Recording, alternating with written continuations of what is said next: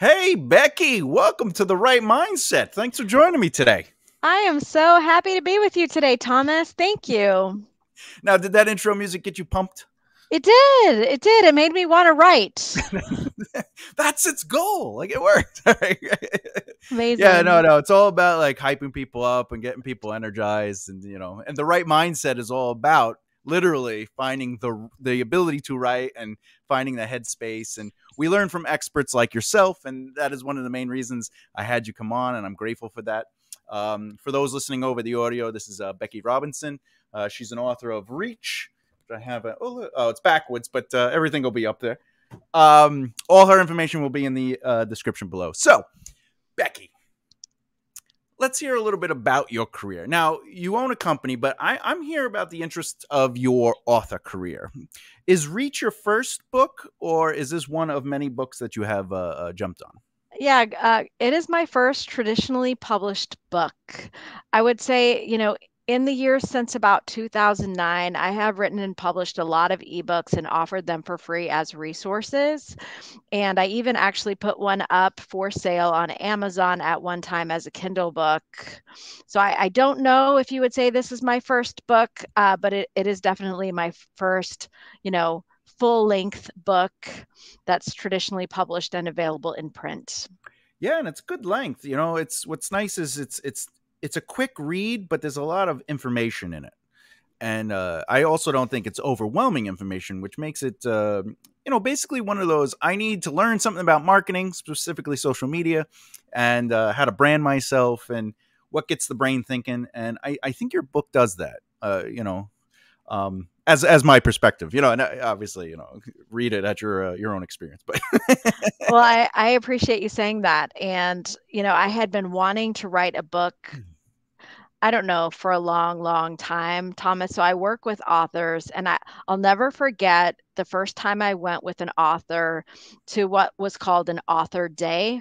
Mhm. So the publisher that I eventually got published with, and the publisher who publishes a lot of my client books, is called Barrett Kohler Publishers, and they're based in Oakland, California now. Back then they were in San Francisco. And so a client invited me to go with him, and just the experience of walking into the offices of a publishing company and getting to see, firsthand, the author got to look at various covers, and the art directors were there, and the author got to talk with editorial, and the author, got to talk with marketing and sales, and just getting that inside glimpse of publishing.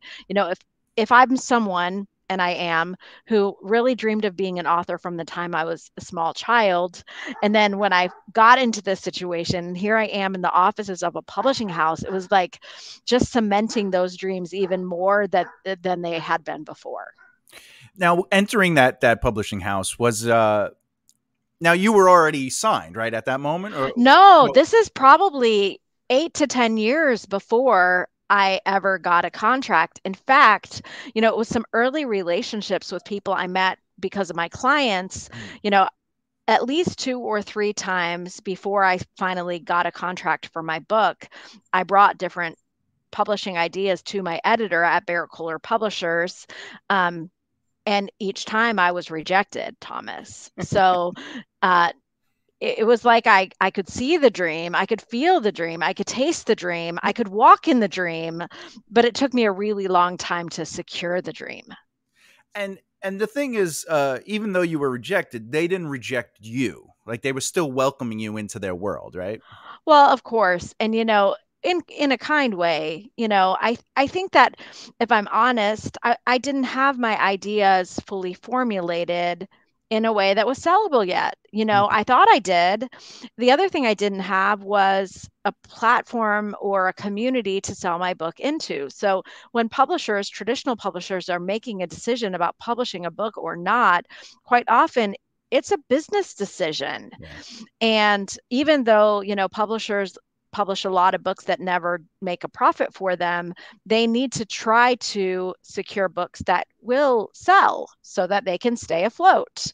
So, up until the time when I finally did get a yes on the idea that I finally brought when I wrote Reach, The truth is that those things did not add up in the way that they needed to. And it's heartbreaking to be in that position. I meet authors all the time and they'll ask for guidance on crafting a book proposal or putting that proposal in front of an editor. And most of the time, when I help people with that, the answer is no. And Well, yeah. that hurts.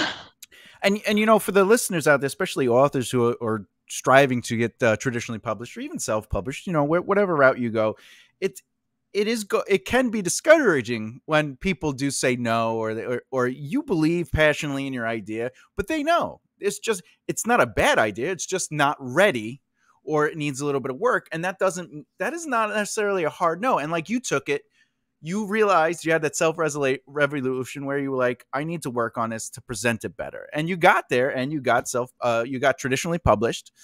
And would you say it helped to build and cultivate relationships within that industry to get your book seen the first couple times? Well, certainly so. I think that relationships are critical. And that's why, as often as I can, I want to make that introduction. If there are other authors who would be a fit for my publisher, I do that freely. It's not like a service I offer. If I can be of help, I want to get you that chance to have your proposal considered. Because I know, like, I wouldn't have been in that space if not for the many multiple relationships that I had. And in fact, I had champions for my proposal. So, all the various relationships that I had influenced ultimately the favorable response of my proposal. So the more relationships you can forge, the more powerfully you can expect your proposal to be received.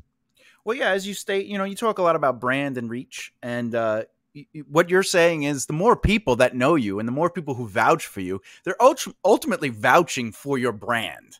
They're saying, this is who you are. This is your worth. I'm attaching my brand to Becky, and I'm going to introduce you to my publicist or my editor or what have you. And that's a big leap for some people. And, I love that you're willing to do that and you're seeing the value in others. And what do they say when you're successful? You're supposed to give back, right? Yeah, Right? certainly so. Yes. Yeah, and in doing so, you do it at the weight of your brand as well. Like, you're going to give back to someone you believe in because it's going to reflect positively on yourself. Like, that's the goal. That's your hope, that you surround yourself with good people. And with that, do you have a nice circle of author friends that allows you to push back and forth ideas, and you're constantly encouraging one another, and you're getting one another to get that next book out? That's a good question. And, Thomas, to our conversation before we started recording about, my day job. So I work with authors all the time.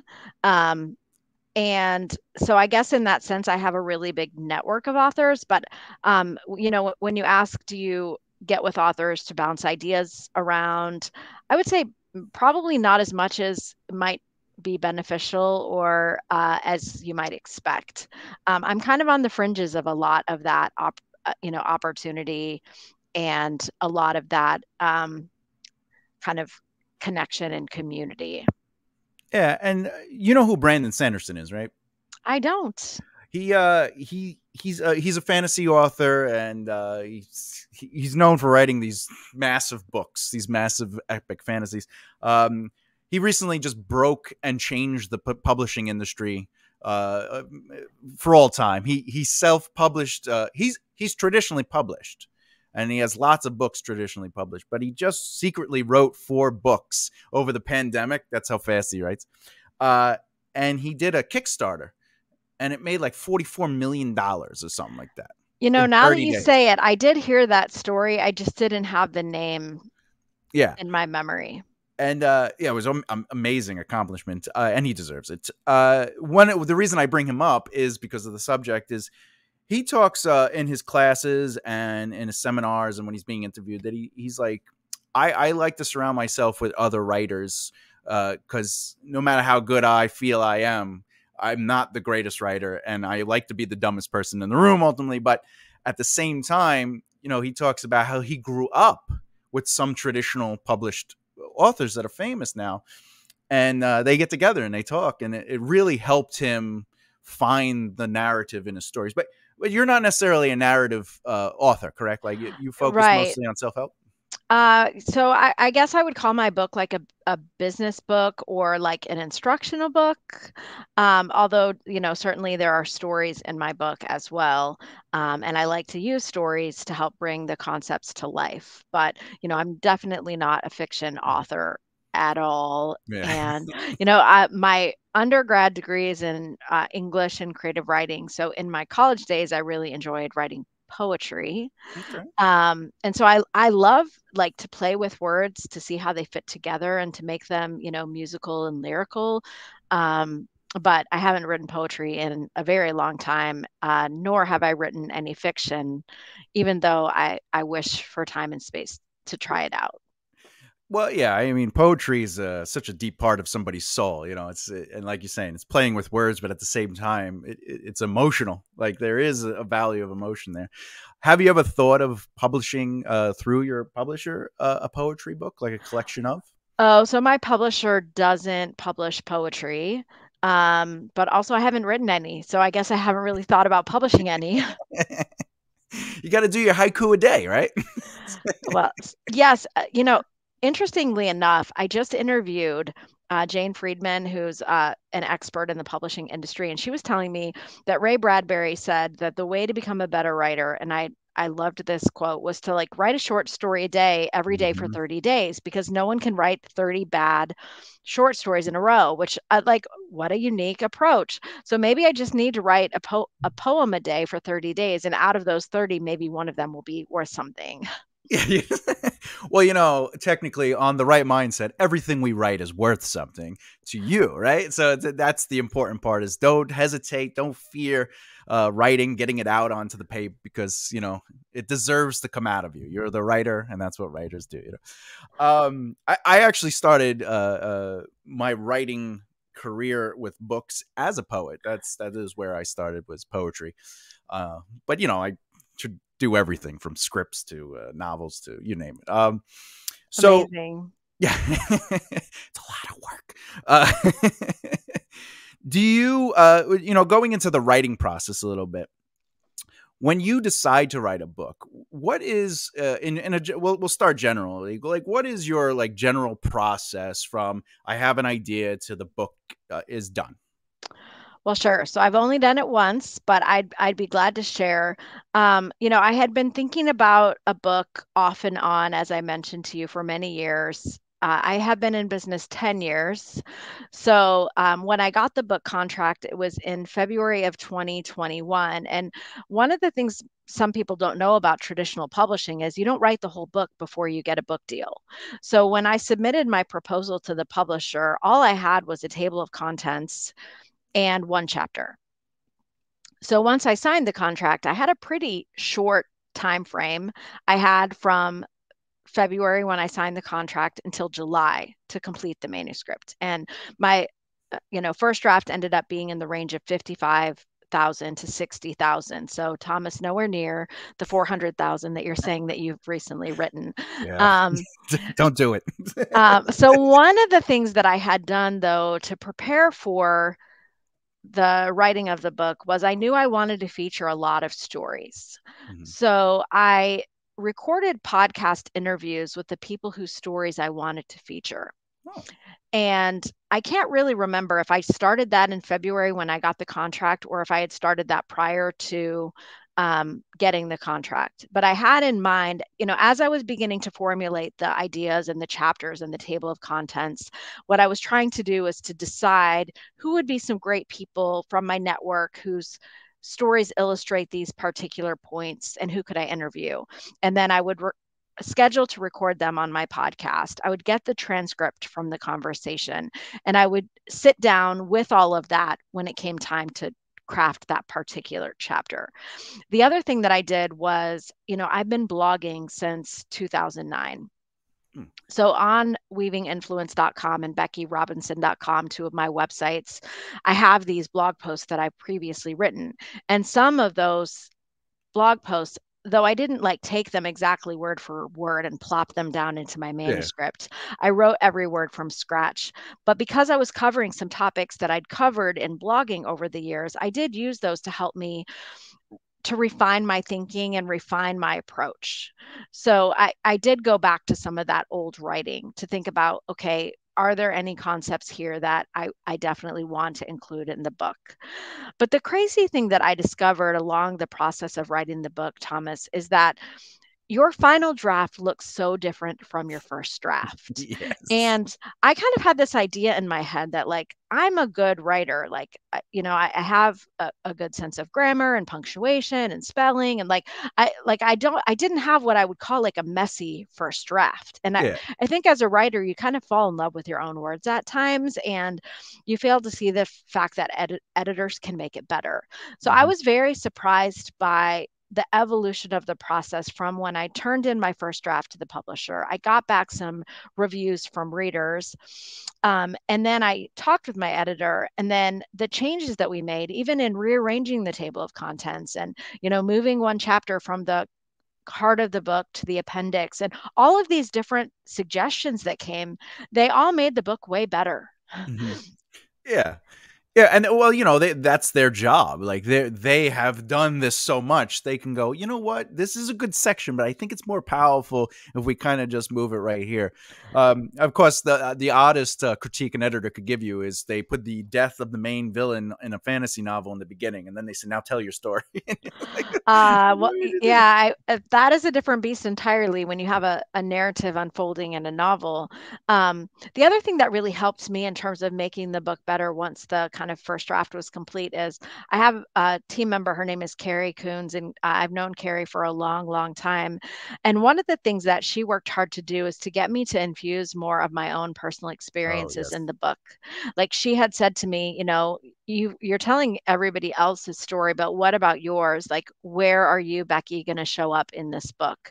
So she went through my manuscript and indicated a lot of places where she really wanted me to bring my own experience out. And I think that's one thing in nonfiction. There's so much competition. There's Hmm. nothing necessarily unique in my book that no one else could write except for my own journey and my own stories.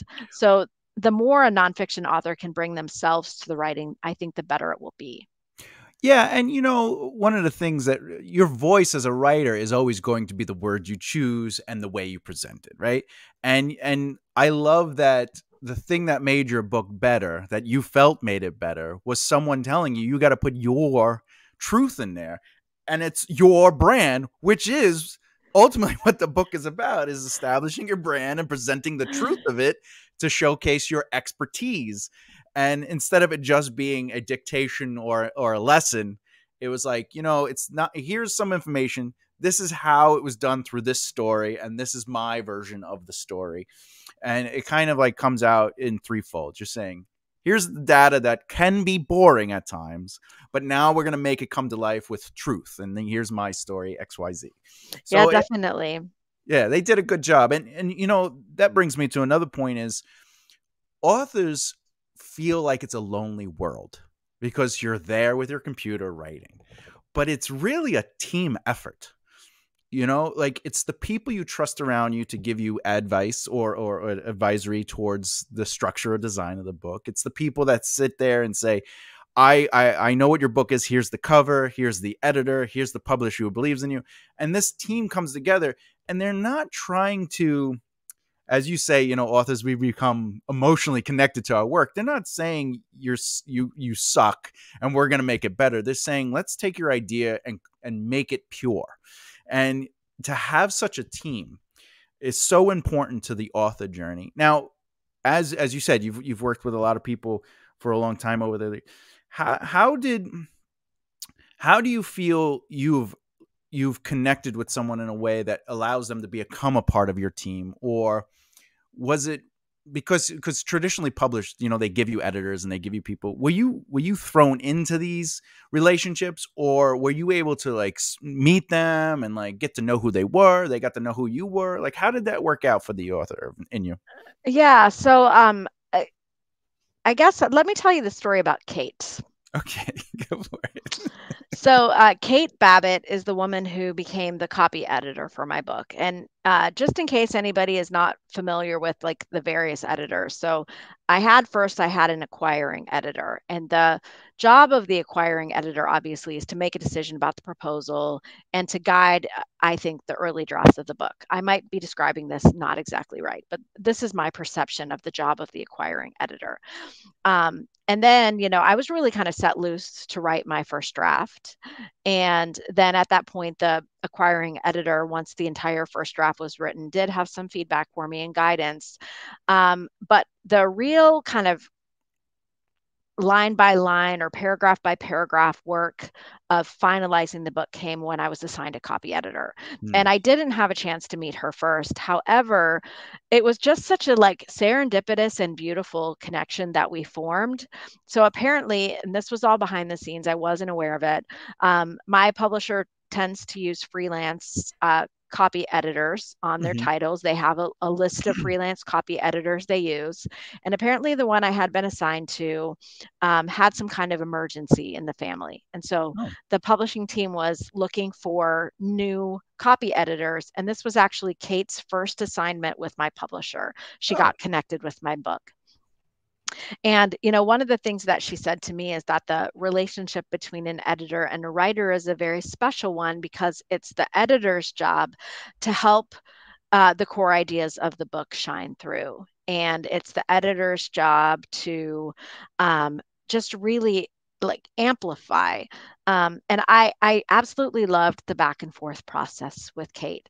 There were things that she could help me see in terms of, you know, one of the things that she did was she helped me to see where I was kind of in a way hindered by my own knowledge. hmm. So she tried to help me simplify the language of my book to make it accessible even to someone who didn't have a marketing background. And so she would kind of push back on words and phrases to say, well, what does that even mean? What is that? And that was a really, really helpful thing for me because I think as the writer, it's my own kind of knowledge. Um, and I can't really understand what how it might be received by a newcomer. So she asked a lot of questions to help me kind of get rid of jargon and make the ideas more accessible and simple for anyone to understand. And then she also tried to help me make sure that I wasn't excluding anyone, and that my language was inclusive and open to all who might read the book. Oh yeah. What did it say? Right. Right for a write smartly for a dumb audience or something like that. What is the quote that they always say to do for books? Like, trust your audience is smart, but you got to write for the dumb audience. Like, but don't dumb down. You're right. I can't remember the thing. Yeah, But I there's have like a not heard quote that like that. before. That's Yeah. good though. Yeah, there's something like, don't dumb down your writing, but write for a dumb audience, but they are smart enough to get it. That's interesting that you did go back and forth. And some people are like, I don't need a copy editor, I can do it myself. And you're like, no, you need a copy editor. Like, you need, you know.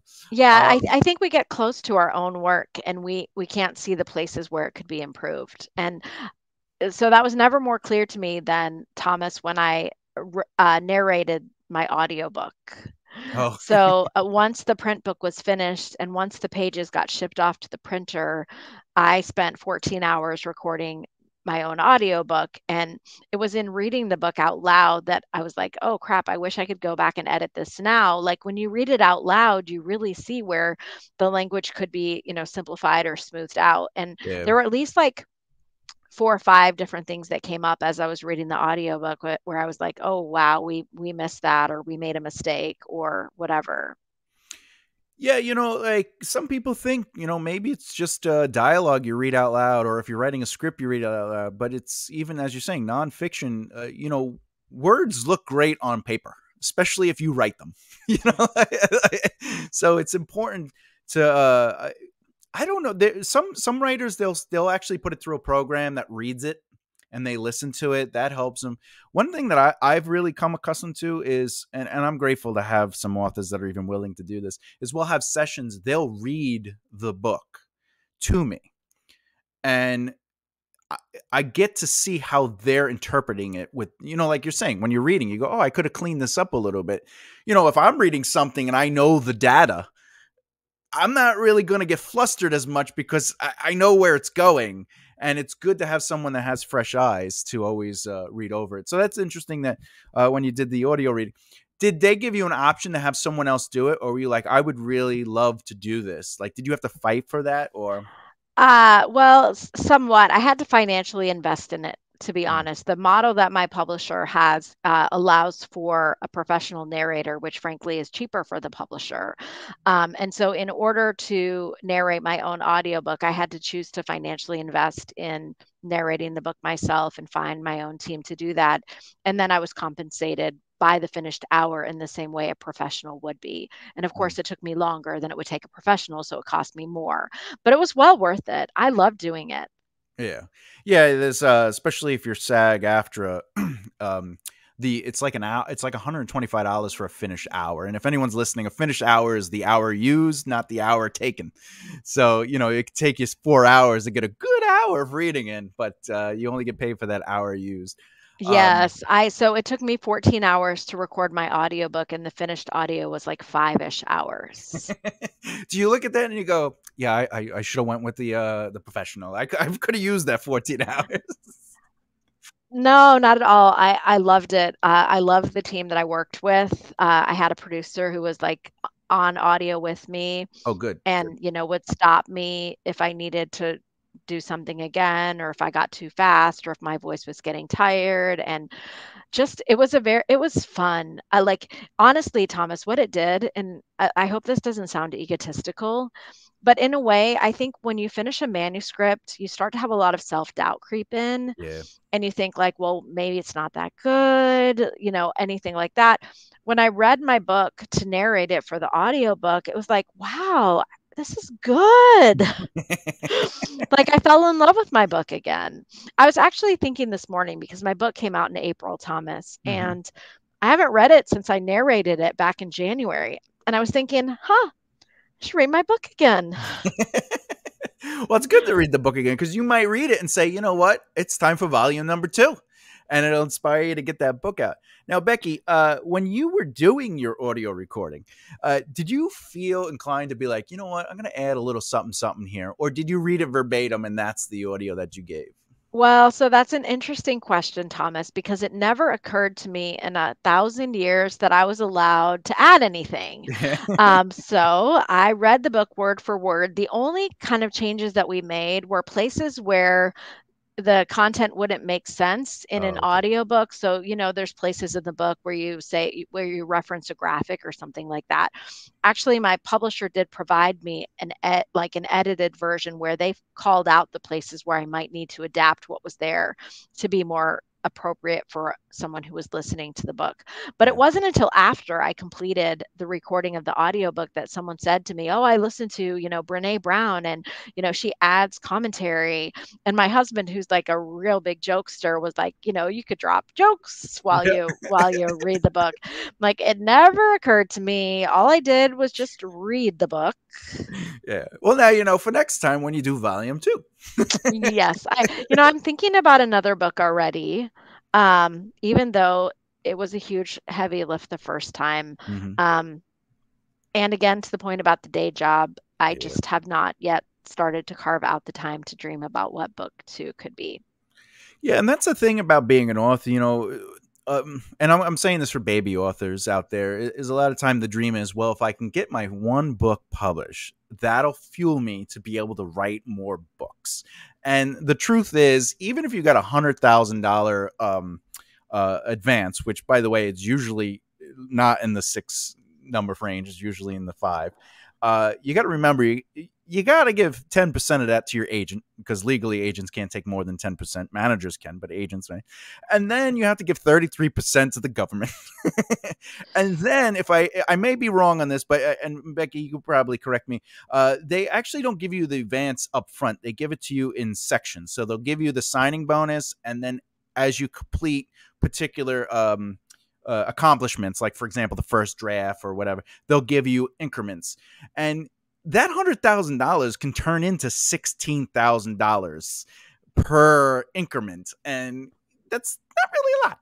Well, I mean, I don't know many authors who have gotten advances of that size for nonfiction. Yeah. Um, the publisher that I publish with has very modest advances. It's the same advance no matter who you are. And yes, I got 50% of the advance up front and Hmm. 50% when the book launched.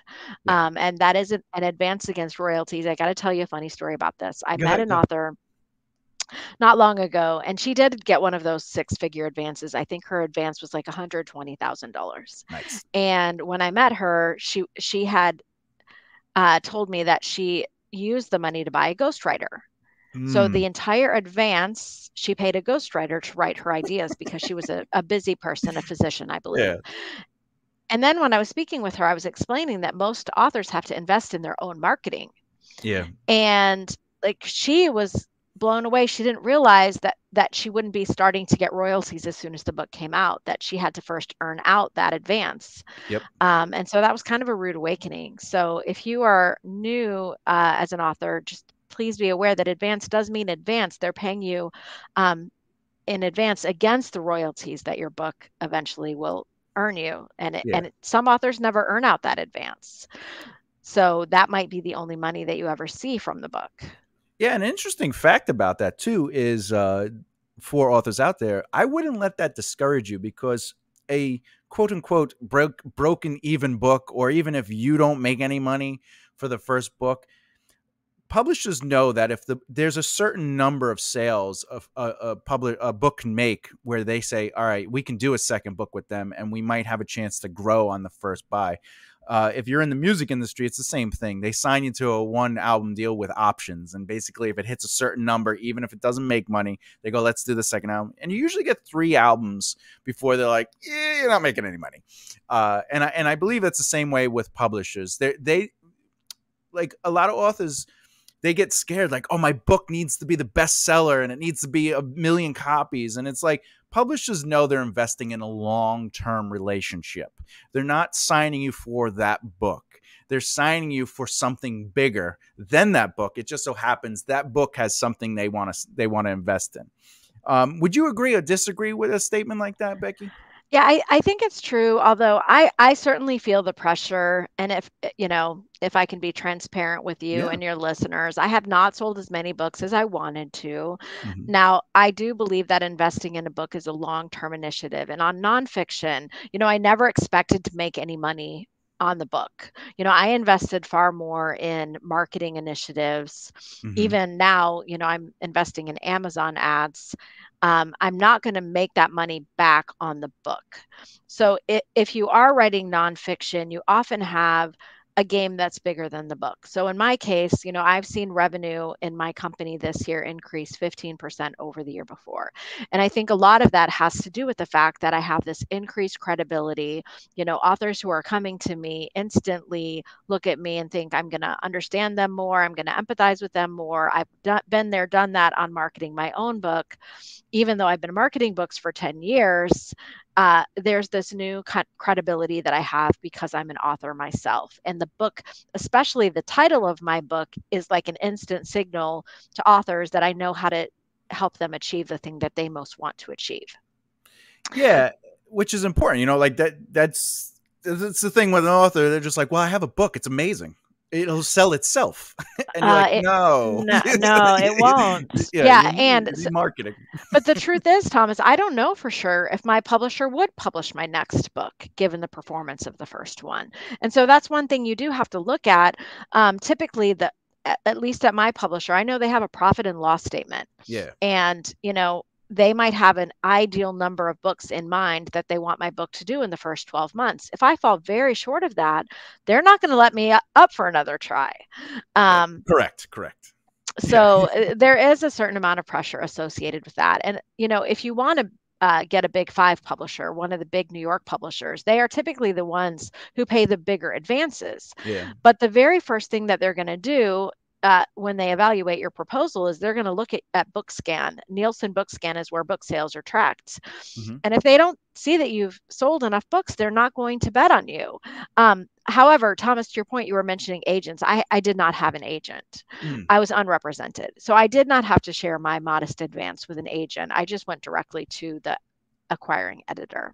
Yeah, and you had the advantage of having relationships. And that's the thing, like if you're an author and you don't want to put the time into your career beyond, I want to be a writer and have other people deal with it, you go to an agent and they do the hard, but you are involved in the industry. You get involved with other writers. You help people. You help build the community. You're a part of it. Your brand speaks for itself. And I believe you actually speak about that in Reach. Is it's not just having a mission.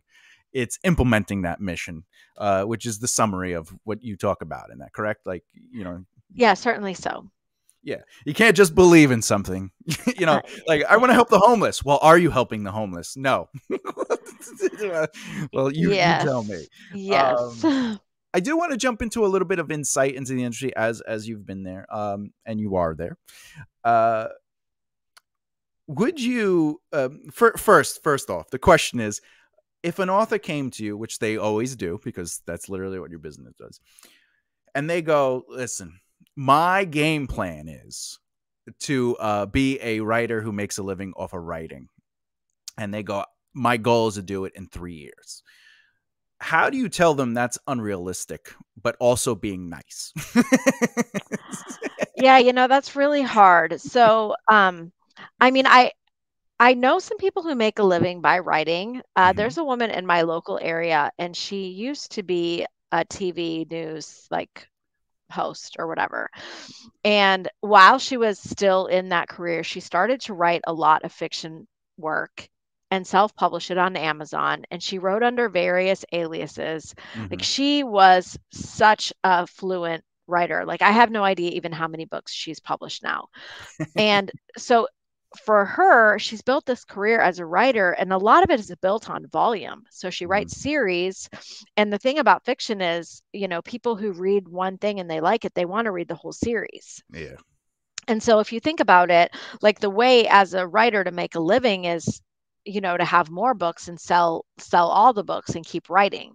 So it's, if you're a great writer and you can tell a great story and you've invested time to gather a community who enjoys your books, or you've somehow cracked the code on advertising on Amazon so that your books are loved by the algorithm and they get shown to people, like it's not impossible to make a living as a writer. Yeah. That said, I don't make a living as a writer. I make a living as a marketer. And my writing is more like in service to people finding out about my expertise. So, I think I might ask the person, how much money they want to make. I might ask the person about the size of their email list or the size of their social following. I think that I might just get curious more than anything. I don't think it's up to me to squash anyone's dreams. But, just, sharing as much as I can from what I've experienced. And then, maybe letting the person figure it out on their own. Yeah, no, I agree with you 100%. It's like, the issue is a lot of times there's these misconceptions of the industry. If you're not in the industry, you don't know. Like, for example, if they didn't know, wait, I don't get the whole advance up front. Like, oh, but I figured my budget on the advance, and you're like, wait, the advance isn't going to be $300,000. What about the $1 million so and so got? You mean the person that has a master level platform? They're Beyonce. Like there's Yeah, Michelle Obama, she got an advance like that probably, right? easily. Well, yeah, because Barack Obama, I think he got $1 million advance for like a book deal or something like that, which in his world isn't probably a lot of money, but it's still $1 million. But going back to marketing, especially for those listening who are like, how do we market, right? I have a friend who they basically put about $10,000 into marketing on Amazon and a couple other, but they're just ads. They're just like, hey, look at this. And they will make more than that in revenue back. But they always come to me like, it's not justifying the time. And I always say, well, because you're just posting for number return.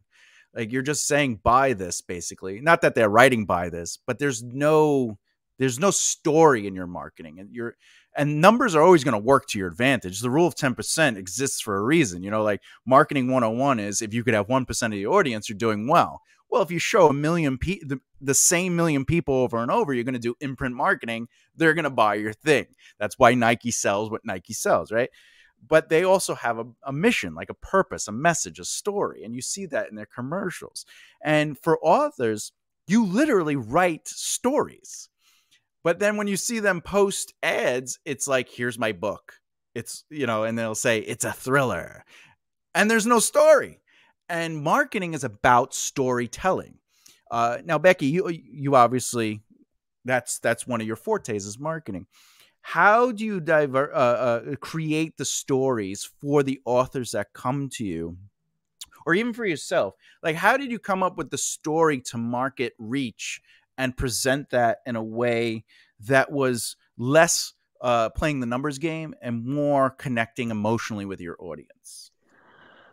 Yeah, that's a really, really big question. I think let me just reference a concept in my book. So Good. in my book, I talk about the 4 commitments of reach. And I say, Mhm. if you want to reach an audience that's expanded and to have a lasting impact with your ideas, you need to attend to these 4 commitments.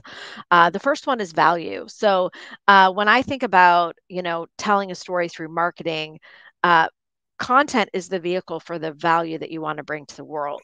So whatever your topic is, or whatever your kind of story is, being able to share that in various ways in online spaces, whether it's through video or through a podcast or through a blog or articles, you want to show up with value. And as you show up with value, that showing up over time becomes important. So the story that you're telling is, basically your core ideas, if you're a nonfiction author, spread out over time, and people can come to know you for that value that you're offering. The second one is consistency. So, as it relates to showing up in online spaces, whether that's through a podcast or a newsletter, or on social media, you want to show up consistently. That doesn't mean it has to be every day or multiple times a day, but you want people to be able to count on you, that you will be sharing content regularly. Mm-hmm. The third thing is you have to be committed to longevity. So creating traction for marketing a book or marketing a product or whatever it is, it's not something that's like an overnight initiative. I want to reference my interview that I just had with Jane Friedman. It's not like you put a quarter in the gumball machine and you get out a gumball. Yeah. You're going to put a lot of quarters in the gumball machine and nothing's going to come out. Yeah. And so it can take a long time to create the traction that you want.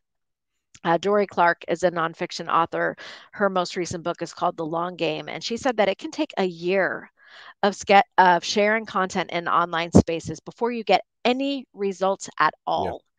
And it can take 5 years in spaces before you are seen as an expert. So, if you're wanting to build traction for your ideas, you have to settle in for the long haul. And then the fourth commitment, which might be one that's unexpected, is the commitment to generosity. And Mm. Thomas, you and I have had some conversations about this in our previous meetings, but I feel like one thing that will set people apart is their willingness to share their ideas generously with others. And so one of the ways that you tell the story is just by what you give away. That could be you're giving away your time. It could be you're giving away your ideas. It could be you're giving away your energy. It could be you're giving away your book. Yeah. One of the things I try to do as often as I can is give away copies of my book because, people are kind, but they're not going to, they're not going to necessarily spend $15 to buy my book if they've never heard of me. So giving away my book is a way to make it more likely that someone would actually read it. So I think those 4 commitments of showing up with value consistently over a long period of time in a way that gives freely what you know is critical for kind of telling that story over time in the world. Yeah, well, the story of it begins with you is what you're saying. Let's simplify it. It begins with you. Then you have to present that story in a consistent manner that ultimately allows you to get involved with the industry by showing your expertise, and then wrapping it up in a nice bow. Bringing it all together, and giving your time. Time is so valuable, and when you give it to other people, it has more value to it. Like, you can try to sell someone your book or you can give them your book, and the appreciation to the giving is going to be greater than, oh, it was available, I could buy it, right? Because Mm. um and that's one of the reasons, like before the pandemic and stuff, I would do all these free speaking gigs, like these speaking events. And one of the comments that always made me feel like I was doing it was when people come up, they go, you know what I liked about your meetings, your speeches, it never felt like a sale. Like you didn't sell anything at the end. And like you spent time after the session and allowed everyone to ask you questions. And you gave your email and you said, ask me anything. And to me, like, growing up, my family, or especially my grandparents, it was always about giving back to the community. And you know, I'm lucky enough where I make a living as a writer, and I have money, and I was guided by a lot of mentors where now it's time I can give free back, and I want to see people succeed. And that's one of the reasons I do this show, is because, experts like yourself, people that add value to the community, I want a platform for others to hear and hopefully be inspired to say, you know what? It's not about the big dollar. It's about the long game. It's about getting involved. It's about being heard, but also listening before I have something to say. What do they say? Standing on the shoulders of giants, right? Yeah. Yeah, for sure. So, I'm really grateful that you're choosing to give us some time today, and ultimately allowing us to hear your wisdom and seeing your journey. Oh, I'm happy to share it. Yeah. But before I end the interview, I like to try to ask a question. I haven't done it on the last two, but I'm remembering to do it today because of the conversation. But and it's a very common question, but I love the question. Is ultimately, if you could go back to a younger version of yourself, starting your career. Now, when I say career, I mean the choice to either go full author or full business, marketing business. If you could go back to that moment, what is the advice you would give to your younger self to help guide you to becoming a full-time author? I think if I could go back in time, Thomas, what I would do is get involved in sharing my ideas or writing and sharing my writing publicly sooner. Mm. So, prior to me entering kind of the world of freelance writing and social media and blogging and all that stuff in 2009, I loved reading blogs. And when I was a stay-at-home parent for my three children, starting in about 2001, that was kind of when all that stuff was really beginning. And I did a lot of reading and kind of wondering and admiring and watching, but I didn't dive into any of those online spaces myself. And I Mm. think if I could go back, I would have started to write something sooner. Even if I didn't know yet what I had to say, I think it would have been so valuable to be in on those kind of early opportunities to have a blog and build an audience with even more time. I think if I had done that, I might have gotten to writing a book and publishing a book much sooner. So, if anyone's listening and you've always dreamed of writing, or you watch other writers and you wish that could be you, just try it. Just jump in. I have a best friend, my best friend from high school. Her name is Jamie. And Jamie has been blogging for decades. I can't even tell you how long.